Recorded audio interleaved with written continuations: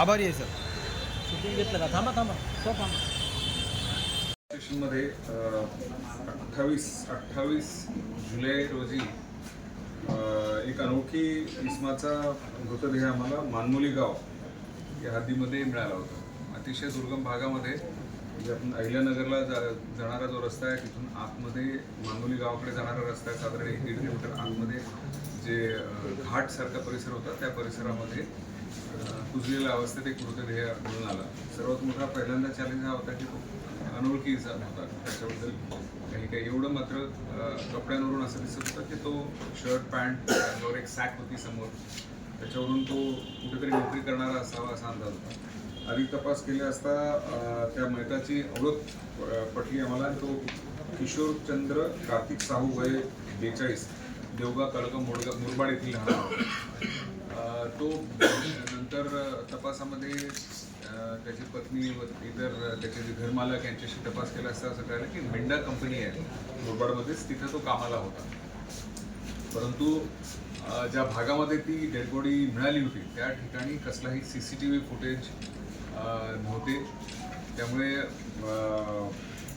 कुठेही त्याच्याबरोबर कोण गेला काय गेला ह्याच्या काही ठाणपत्ता लागत नाही. तब्बल 25 दिवस 20 दिवसानंतर म्हणजे याचा म्हणजे श्रेय मी आमचे कल्याण तालुका पोलीस स्टेशनचे आणि मुरबाडचे SDPO, कल्याण तालुका पोलीस स्टेशनचे इंचार्ज, LCPचे इंचार्ज,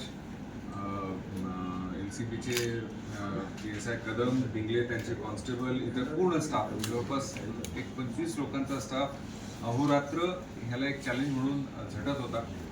आणि त्यामध्ये मग नंतर फायनली ब्रेकडाऊन किंवा ब्रेकथ्रू आम्हाला असं मिळालं कारण की त्या तांत्रिक विश्लेषणाच्या आधारावर आम्ही 2 आरोपींना संशयित म्हणून ताब्यात घेतलं आणि त्यांना विचारपूस केली असता त्यांनी हा गुन्हा केल्याचं कबूल केलं.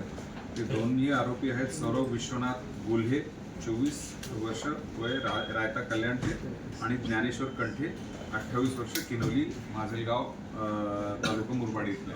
हे तिघेही मेंढा कंपनीमध्येच कामाला होते आणि त्याच्या ओळखीचे होते. साहेब पहिला केस होता. हा पहिले कंटिन्यू करून बाईट आम्हाला आता लगेच मग बाईट सुरू करून टाकतो. त्यांनी जो मर्डर केलेला आहे दोघांनी त्याच्या मागचं कारण बेसिकली ह्याचं थोडंसं समलैंगिक हे होते. तो त्यांना छेडत होता. हा सिनियर होता तिथे आणि हे तिथं टेम्पररी वर्कर म्हणून काम करत होते. त्याच्यामुळे त्या एका दृष्टीने सुपिरियर होता, सिनियर होता, तर त्यांना ते सारखं चीड होते त्याच्याबद्दल आणि म्हणून मग त्यांनी त्याचा उठसूट त्याला छेडणे किंवा हे करणे अशा प्रकारचं त्याचं हे होतं. त्या चीडच्या ह्याच्यामध्येच त्यांनी या दोघांनी ठरवलं की ह्याचा काटा काढावा. यामध्ये आरोपीने जे वापरलेलं वेपन आहे ते हस्तगत झाले. सगळ्यात महत्त्वाचं म्हणजे त्याच्या अंगावर जी सोन्याची चेन होती ती चेन सुद्धा आम्ही रिकवर केलेली आहे आरोपींकडून आणि त्यामुळे हा गुन्हा टिकेल. आता दुसरं तारखेला किनवली पोलीस स्टेशनच्या हद्दीमध्ये शहापूर तालुक्यामध्ये खरपत नंबर 1 गाव होता. तिथं एका व्यक्तीचा मृतदेह आढळला ज्याचं नाव होतं वामन आलो निरगुडा. 52 वर्षाचा होता आणि त्याच्याबद्दल तक्रार जी आहे त्याच्या पत्नीने दिली. ती जेव्हा घटनास्थळी आम्ही पोहोचलो त्या ठिकाणी असं दिसलं की त्याच्या अंगावर कुठल्या तरी धारदार शस्त्राने त्याच्या मानेवर वार केलं होतं, बहुधा कुऱ्हाड किंवा अशा तत्सम शस्त्राने. तिने अशी हकीकत सांगितली की तिचा पती जो आहे तो रात्री शेतामध्ये कामासाठी निघून गेला. रात्री उशिरापर्यंत काम करून यायचा परंतु पहाटेपर्यंत जेव्हा आला नाही तेव्हा ती त्याला शोधायला गेल्यावर त्याला दिसलं की नदीकाठी तिचा पती जो आहे तो मृतावस्थेत होता आणि त्याच्या अंगावर कोणत्या तरी शस्त्राने वार केल्याची घाव दिसत होते.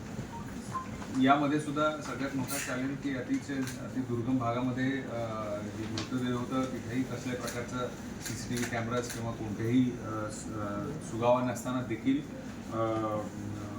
किनवली पोलीस स्टेशन त्याचबरोबर LCBचं स्टाफनी तांत्रिक विश्लेषणाच्या आधारे एक संशयित इसम जो होता ज्याचं नाव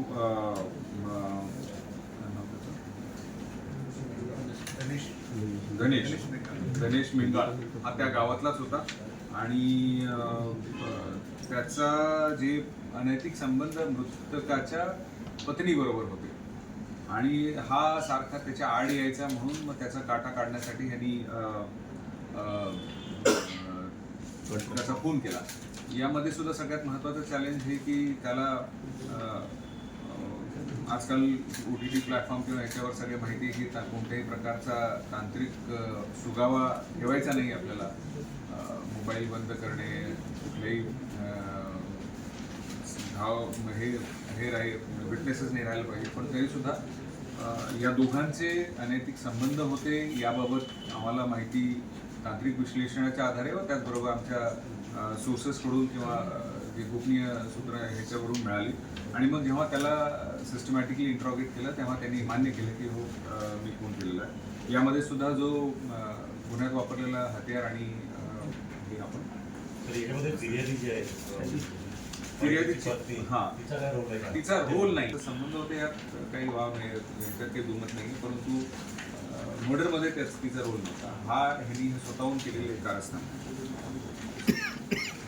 यांची चोरणारी टोळी आहे आणि जवळपास 12 गुन्हे या गँगकडून आम्ही डिटेक्ट केलेले आहेत आणि 8,20,000चा मुद्देमाल आहे.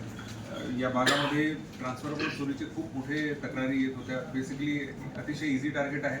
ट्रान्सफॉर्मर सेपरेट प्लेसेसमध्ये तिथे कुठलंही प्रोटेक्शन नसतं, काही नसतं. त्यामधले जे तांब्याचे तार आहेत त्या बऱ्यापैकी एक्सपेन्सिव्ह असतात, त्याची डिमांड असल्यामुळे ही गँग कंटिन्युअसली केवळ ठाणे ग्रामीण जिल्ह्यामध्ये नाही परंतु आसपासच्या 2-3 जिल्ह्यामध्ये कार्यरत होती आणि LCBच्या टीमनी त्याचबरोबर मुरबाड यांच्या SDPO मुरबाड आणि पोलीस स्टेशनच्या टीमनी अतिशय चांगलं काम केलं. ती एक गँग डिटेक्ट केलेली आहे. त्याचा हा प्रेस नोट आपल्याला